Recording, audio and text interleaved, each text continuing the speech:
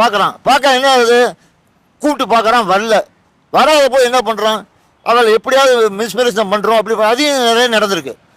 அவங்களுக்கு கூல்ட்ரிங்க்ஸில் மாத்திரை போட்டு கொடுக்குறது, இதெல்லாம் நிறைய நடந்திருக்கு. அதுக்கப்புறம் அவங்கள செல்ஃபி எடுக்கிறது, அதுக்கப்புறம் எடுத்து மிரட்டுறது, அதுக்கு இவன் கூப்பிடும் போதெல்லாம் இச்சைக்கு வர சொல்கிறது, இந்த மாதிரிலாம் இன்னைக்கு நிறைய நடந்துட்டு இருக்கு. இது சினிமாலன்னு இல்லை, காலேஜ் பெண்கள் நடந்திருக்கு. இப்போ நீங்கள் சமீபத்தில் கூட ஒரு காலேஜில் நடந்திருக்கு, பிளாக்மெயில் பண்ணி மிரட்டியிருக்காங்க ஒரு யூனிவர்சிட்டியில். பிளாக்மெயில் அது எப்படி நடந்தது வெளியில் பார்க்க போய். ரெண்டாவது, இதுக்கு காரணம் மெயின் சினிமாவில் வரக்கூடியதை நிஜ வாழ்க்கையில் கொண்டு வராங்க. ஏன் இந்த மாதிரி இதெல்லாம் சென்சார் போட வேண்டியதானே?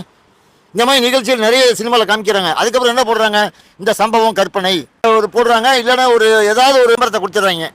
இதை மாதிரி நீங்கள் செய்யாதீங்க, இது கற்பனை அப்படின்னு போட்டுற. அப்போ கற்பனை நீயே போட்டு நீயே செய்யுங்கிற. இதுக்கு காரணம் சினிமாவும் மெயின் காரணம்.